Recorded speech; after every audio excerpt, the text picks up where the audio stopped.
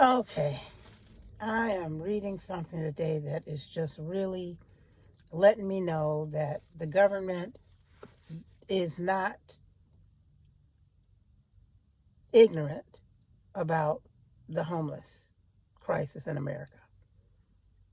I thought they just didn't know how to attack it. I really did. I thought, well, maybe for some reason they're just, you know, lost for answers. But this recent thing that came across my mail today, saying that the U.S. Department of Housing and Urban Development, HUD, announced that it is making an additional $3,385,353 in American Rescue Plan funding available to help HUD's Fair Housing Initiative program, otherwise known as FHIP, agencies combat housing discrimination related to the COVID pandemic. So we're going to fight discrimination based on housing related to the pandemic, as if housing discrimination just started yesterday. People have been experiencing discrimination in housing for as long as housing has been available in America. But for some reason, they want to help people who are experiencing discrimination from landlords because of their pandemic struggles. So these people are somehow, I don't know why, they think that they are an exception. Landlords, this can be discrimination on the perception that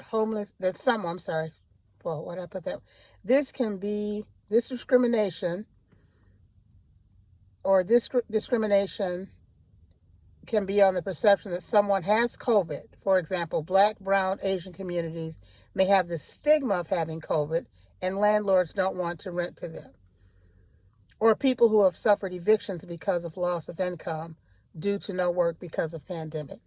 People experience loss of work for a myriad of reasons that are not related to the pandemic, and yet they are still discriminated against. People are just suddenly laid off.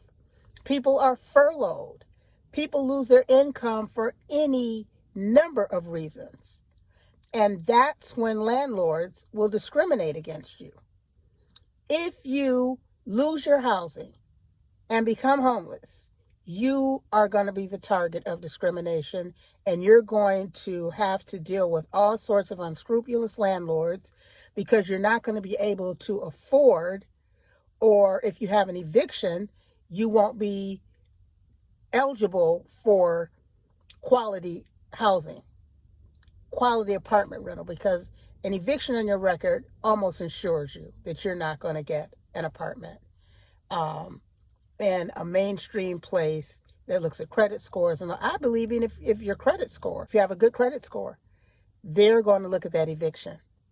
And for somehow they're saying, well, if you got evicted during the pandemic, we're going to try to provide funding so these people won't discriminate against you. And stigma has been the only thing we need to fight anyway, against all homelessness, against all people who are experiencing housing insecurity. But let's talk about why we know they know what they're doing. Some of the funding will go to the National Media Campaign component, EOINNMCC, $1 million. $1 million. But this component provides funds to eligible organizations to create a multifaceted media campaign to address housing discrimination issues relating to the COVID pandemic. I don't know what these people are going to put together, but do you think they could also shed some enlightenment, shed some awareness on the general public that experiences houselessness, is which the real word. homelessness really has just sort of been dragged through the mud and nobody wants to relate to it.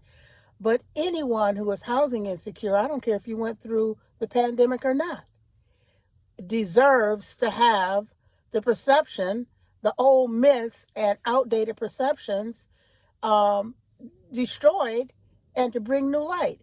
And they're paying for it for those who are related to the pandemic. You think of someone who is homeless, the average person thinks lazy, drug addict, alcoholic, schizophrenic, severely mentally ill, all that.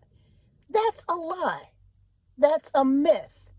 Those stigmas do not hold the test of reality. And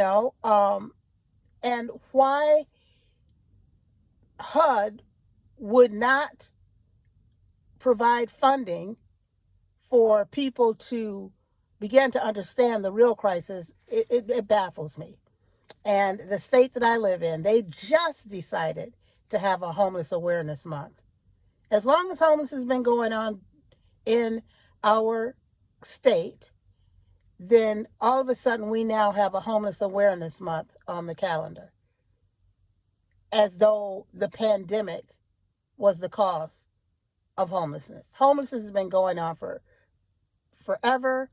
People have had their own individual struggles. Lots of people. Boards of education, which I was in, the airlines, factories, all these people have shut down and caused people to lose their income and join the people who are already on the street and get a new label, which is bum. Once you're on the streets, that seems to be the only label people know. Less enlightened people. There are people I'm finding out who know how to connect with us. And I hope that when I was on the other side that I would have connected. And I believe I would have, not in just a superficial way where I want to give you food or clothes or you need to go to the shelter, but, on a deeper level to understand that, bad things happen to good people. And homelessness happens to more people than just those with the pandemic. So I'm just saying how HUD knows how to solve problems. They must know how to solve problems if they know that they have a media component and they're going to pay people to dispel some of the myths. But if they're going to sort of differentiate between HUD pandemic homelessness and regular homelessness, they're getting off on a bad foot. They're setting a terrible precedent because homelessness is homelessness is homelessness.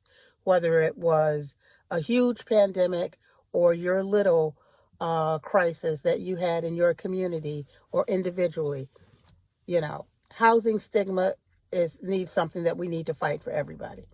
So, I don't want to say shame on HUD, but they're trying to perpetuate these whole myths.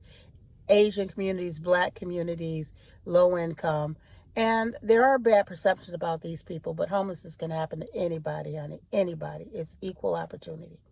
All right, this is lit. That's all I wanted to talk about today. It's almost 10 minutes. Didn't mean to go that far. But if you haven't already subscribed, I talk about, housing insecurity, that old outdated word homelessness. I talk about it here because nobody else seems to want to. And if you want to subscribe to hear more, I appreciate you doing that. I'm also lits.talk on Instagram, so you can follow me there as well. Until next time.